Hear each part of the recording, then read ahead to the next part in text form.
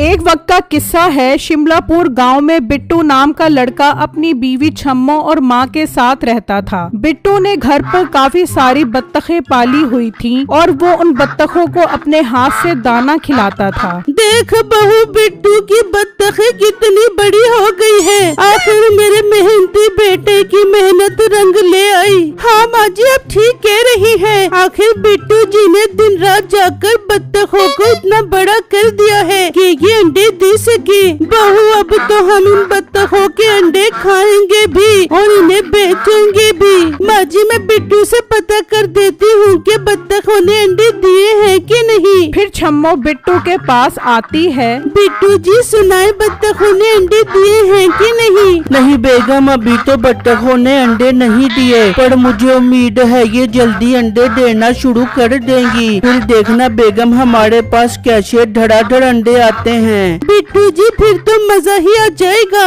हम रोज अंडों की मजेदार डिश बनाकर खाया करेंगे। अच्छा बेगम, अब मैं इन बत्तखों को सैर करवाने ले जाता हूँ। सैर करने से ये बत्तखें एकदम चुस्तो चाको चौबंद हो जाती हैं। फिर तो बिट्टू जी, आपको इन बत्तखों को सैर करवाने के लिए ले जाना चाहिए। फिर बिट्टू उन बत्तखों को सैर करवाने के लिए ले जाता है और उन बत्तखों को गांव की मुख्तलिफ जगहों पर सैर करवाता है और जब शाम होती है तो वो उन्हें वापस घर ले आता है। जबकि उसी गांव में मीठे नाम का लड़का अपनी बीवी नसीबो कैंची के साथ रहता था। उन दोनों का काम बस सोते रहना था। एक दिन मीठा बैठा होता है। बेगम, ये बता कहाँ से आ रही है और कहाँ जा रही है? मीठे किचन से खाना खा के आ रही हूँ, अब सोने जा रही हूँ। बहुत जोर की नींद आ रही है। बेगम, मुझे लगता है ज्यादा सो कर तेरे दिमाग के बल्ब फ्यूज हो गए हैं। अभी घंटा पहले सोकर उठी है, अब फिर सोने जा रही है। तो मीठे, तूने कौन सी हीरे जेवरात की फसल उगाई है जिसे काट के टाइम पास कर बेबू? मैं तो सोकर ही टाइम पास कर बेबूंगी। बेगम, एक काम करते हैं, थोड़ी गपशप लगाते हैं। मेरा भी टाइम पास नहीं हो रहा। ना मीठे ना, अब तेरे साथ गपशप लगाने के दिन गए। तू अब अकेले ही बैठकर मक्खियाँ मार, मैं तो सोने जा रही हूँ। अच्छा बेगम, फिर मैं भी जाग कर क्या करूँगा? वैसे भी बैठ कर थक गया हूँ। चल के सोते हैं। फिर क्या, उन दोनों मियाँ बीवी का काम बस सोना ही रह गया था। जबकि दूसरी तरफ बिट्टू उन बत्तखों को सैर पर ले जाने का सोच रहा होता है। यार, मैं आज एक काम करता हूँ, इन बत्तखों को गांव के दूसरी तरफ ले जाता हूँ सैर करवाने के लिए। फिर बिट्टू बत्तखों को सैर करवाने गांव की दूसरी तरफ ले जाता है और चलता चलता मीठे के घर के पास से गुजरता है तो बत्तखों की आवाज से उनकी आँख खुल जाती है। बेगम, ये किस मनहूस को मौत आ गई? अच्छा भला सो रहा था, चोर की वजह से सारी नींद खराब हो गई। मीठे देख जरा, ये किसको आफत आ गई है। फिर वो खिड़की से देखते हैं तो बिट्टू बत्तखें लेकर जा रहा होता है। उन बत्तखों को देखकर उन दोनों के मुंह में पानी आ जाता है। आए बेगम, ये मोटी मोटी बत्तखें। सोच बेगम सोच, अगर हम रोज एक बत्तख चोरी करें और उसके लेग पीस खाएं तो कितना मजा आएगा। हाँ मीठे, कमाल की बात कर रहा तू।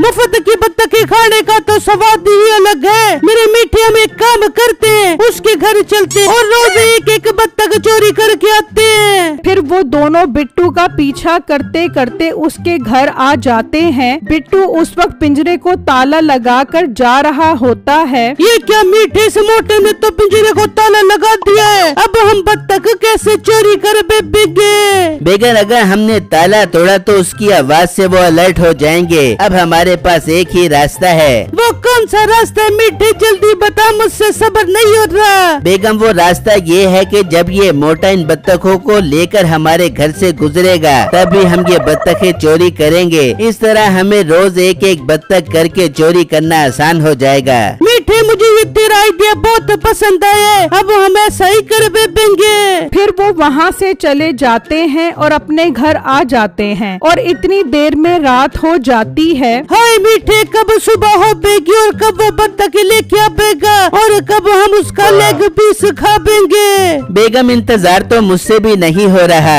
एक काम करते हैं, सो जाते हैं ताकि जल्दी सुबह हो जाए। फिर वो दोनों सो जाते हैं और जब सुबह होती है, चल मेरे मीठे उठ जा और कोई मस्त जगह देख के छुप जाते हैं ताकि आराम से उसकी बत्तखों को पकड़ सके। फिर वो दोनों दरख्त के पीछे छुप जाते हैं। इतनी देर में बिट्टू बत्तखें लेकर आ जाता है तो मीठा एक बत्तख चोरी कर लेता है। बत्तख की जोर की आवाज की वजह से बिट्टू इधर उधर देखता है। यार ये बत्तख की इतनी जोर की आवाज क्यों आई है? बिट्टू उसे अपना वहम समझकर वहाँ से चला जाता है। मीठा और नसीबो मजे से उस बत्तख को खा जाते हैं। वाह वाह बेगम, मजा ही आ गया। इस तरह रोज हम बत्तख की कढ़ाई खाएंगे तो एक दिन बहुत ताकतवर हो जाएंगे। दूसरी तरफ बिट्टू अपनी बत्तखें गिन रहा होता है। 40, 41, 42, 43, 44, 44। ये क्या? ये तो एक बत्तख कम है। मैं लेकर तो पूरी 45 बत्तखें गया था।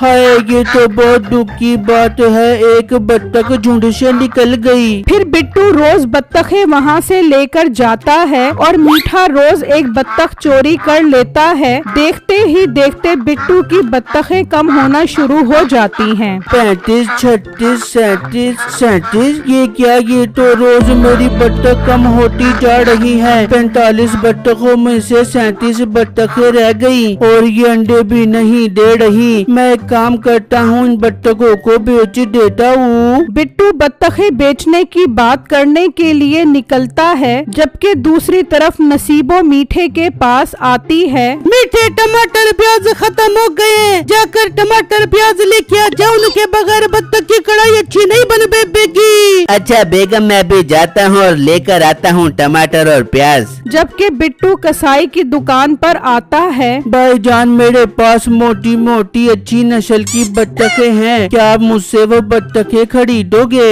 लड़के, कितने बत्तखें हैं तुम्हारे पास? भाई साहब, मेरे पास पूरी 37 बत्तखें हैं। वो बात कर रहे होते हैं तो साथ सब्जी वाली दुकान पर मीठा पहुंच जाता है और बिट्टू की बातें सुनने लग जाता है। लड़के, वो तो तुम्हारी बात ठीक है, पर तुम ये बत्तखें क्यों बेच रहे हो? भाईजान, दिन ब दिन मेरी बत्तखें चोरी हो रही हैं और ऊपर से वो अंडे भी नहीं दे रही। ये नुकसान से बेहतर है कि मैं अपनी बत्तखें बेच दूं। ठीक है, मैं कल आकर तुमसे सारी बत्तखें खरीद लेता हूँ। ये सब सुनकर मीठा चौंक जाता है और जल्दी से घर आकर नसीबो को सारी बातें बताता है। ना कर मीठे ऐसी बातें, अगर उसने सारी बत्तखें बेच दी तो हम बत्तख के लेग पीस कहाँ से खाएंगे? बेगम, वही सोचकर तो मैं भी बहुत परेशान हूँ। मीठे, मेरे पास एक बहुत कमाल का आइडिया है। क्या आइडिया है बेगम, जल्दी बता।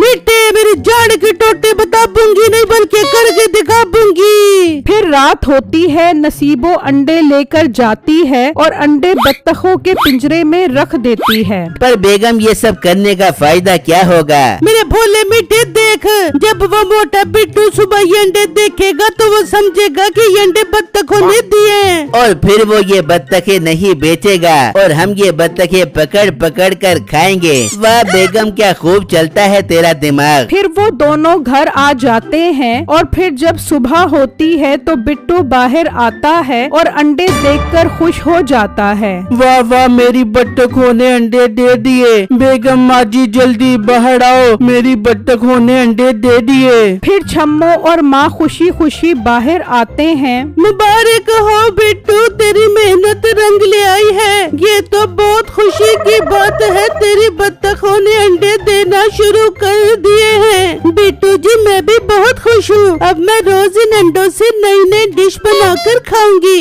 वो बातें कर रहे होते हैं कि कसाई आ जाता है। लो बिट्टू, मैं आ गया हूँ तुमसे बत्तखें खरीदने के लिए। जल्दी से बत्तखें मेरी गाड़ी में लोड करवा दो। कसाई साहब, सॉरी फॉर डैट। मेरे बत्तखों ने अंडे देना शुरू कर दिए हैं। मैं अब ये नहीं बेच रहा। लड़के, ये तुम्हारी बात गलत है। कल तक तो तुम बत्तखें बेचने का बोल रहे थे और आज तुम मुकर गए। वो क्या है कसाई भाई, अगर ये बत्तखें अंडे ना देती तो मैं ये बत्तखें आपको जरूर बेच देता। लड़के मुझे तो लग रहा है तुम लोगों ने जानबूझकर अंडे रखे हैं बत्तखें ना बेचने की वजह से। कसाई भाई ट्राई टू अंडरस्टैंड, मेरी मजबूरी को समझो। यू कैन गो नाउ, मैं अब ये बत्तखें नहीं बेचूंगा। कसाई गुस्से में वहाँ से चला जाता है। बेगम आप एक काम करो, अंडे निकाल कर मजे मजे की डिश बनाओ, मैं बत्तखों को सैर करवाने जा रहा हूँ। फिर बिट्टू बत्तखों को सैर करवाने के लिए ले जाता है तो मीठा उसकी एक बत्तख उठा लेता है। चल बेगम आज तो इस बत्तख की सब्जी बना कर खिला।